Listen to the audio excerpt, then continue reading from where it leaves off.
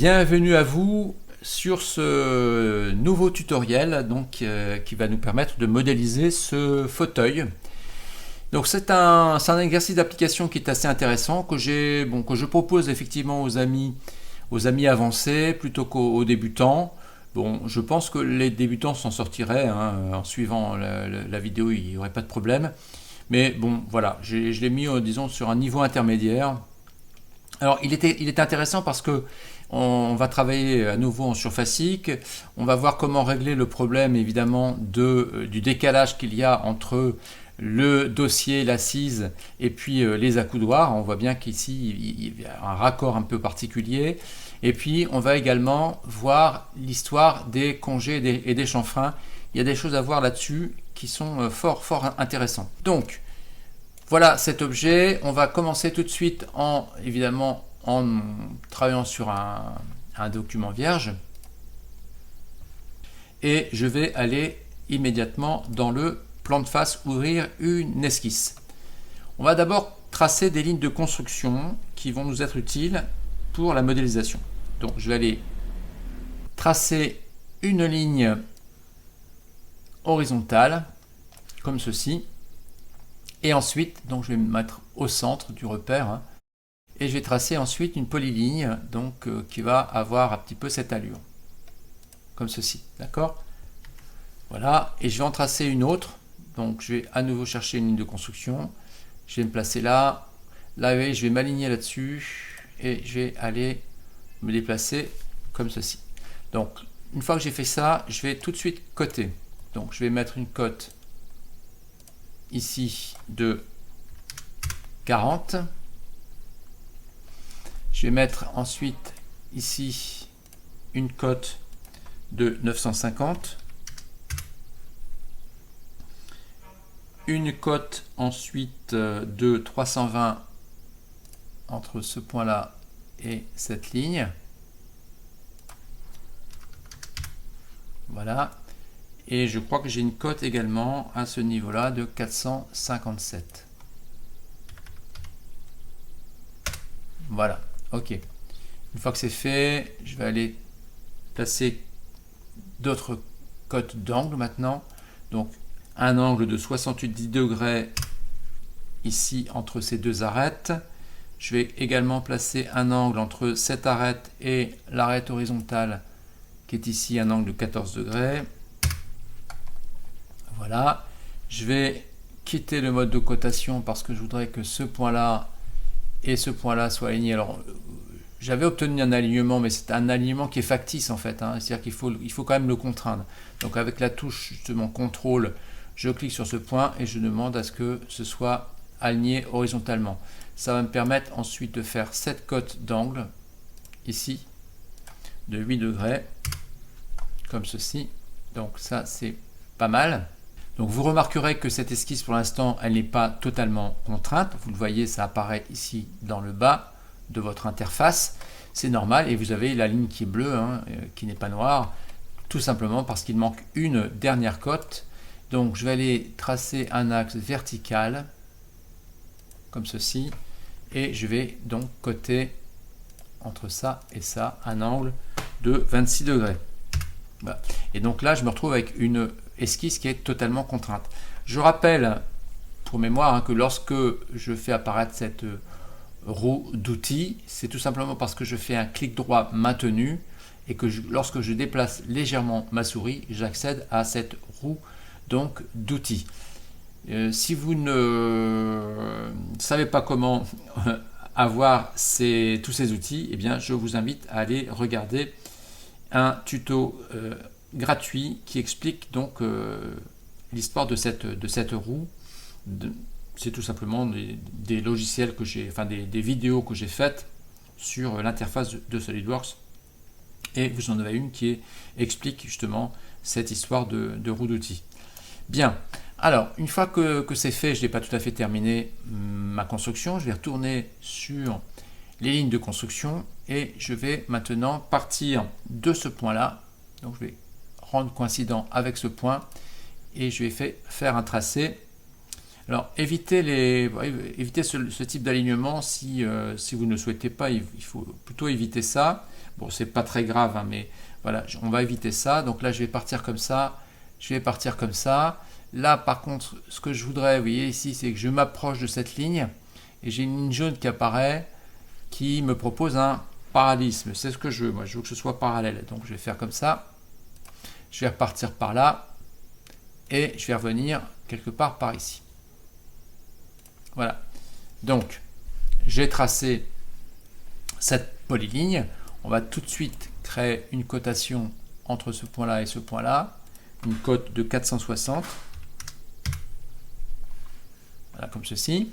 Et on va, bien sûr, faire la cotation qui nous intéresse. Donc, pour ça, je vais proposer ici une cote de 40 degrés. Je vais proposer ici une hauteur de 445. Je valide. Je vais quitter le mode de cotation parce que maintenant je vais, avec la touche contrôle, sectionner ces trois arêtes. Vous voyez, et quand je relâche la touche contrôle, j'ai cette fenêtre contextuelle qui apparaît et je vais demander est-ce que eh bien, ces trois arêtes aient une longueur égale. Comme ceci. On va continuer les cotations d'angle. Donc, ici, je vais avoir un angle de 127 degrés.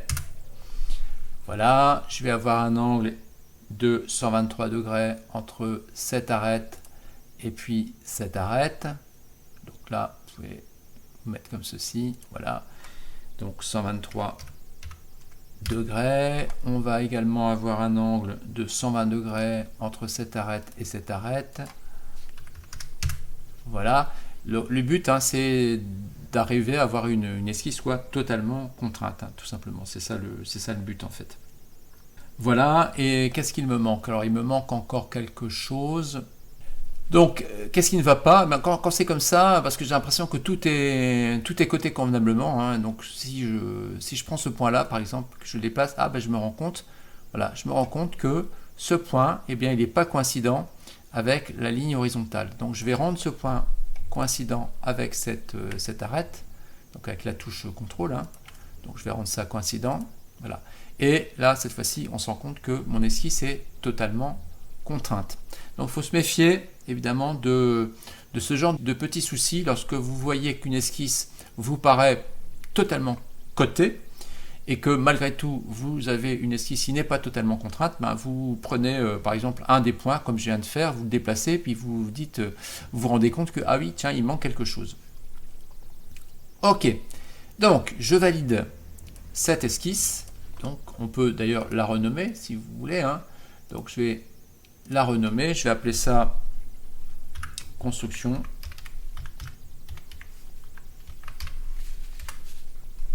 Comme ceci. Une fois que cela est fait, eh bien, je vais retourner dans le plan de face, donc ouvrir une esquisse dans le plan de face. Je vais cliquer sur convertir les entités et je vais désigner 4 entités, celle-ci, celle-ci, celle-ci et celle-ci. Et je vais valider. Donc, je me retrouve avec des entités qui se retrouvent bien dans mon plan de face, d'accord, et je vais aller dans surface puisqu'on va commencer à travailler en surfacique et je vais faire une extrusion. Donc je vais faire une extrusion ici d'une certaine valeur. Je vais faire une extrusion de 375 mm. Alors attention, hein, je travaille sur le demi-fauteuil évidemment puisque nous aurons une symétrie à faire tout à l'heure. Donc je valide cette extrusion et maintenant je vais aller dessiner la forme qu'aura le dossier et l'assise. Donc pour ça je vais aller dans le plan de droite, voilà, je vais recliquer sur ceci pour inverser. C'est pas obligatoire, hein, mais voilà, donc je vais dessiner vraiment sur la partie arrière. Je vais chercher arrête et je vais dessiner une polyligne. Donc je vais faire un clic ici, un clic ici, un clic ici, un clic ici, voilà. comme ceci. Et puis, je vais faire à nouveau en partant de cet angle. Je vais aller rendre coïncident sur cette arête et je vais aller quelque part par là. D'accord? Et à nouveau, je vais aller là-haut. Alors, évitez d'avoir, vous voyez, par exemple ici, je suis aligné là-dessus. Là, je suis aligné sur un point. Donc, je vais éviter tout ça. Je vais cliquer là, puisque de toute façon, la cotation va rétablir ce que je souhaite. On vérifie que cette arête-là est bien horizontale. Hein, c'est le cas. Elle est bien horizontale ici. Donc, ça, c'est bon. Nous avons bien des coïncidences partout où nous souhaitions en avoir. On va pouvoir commencer la cotation.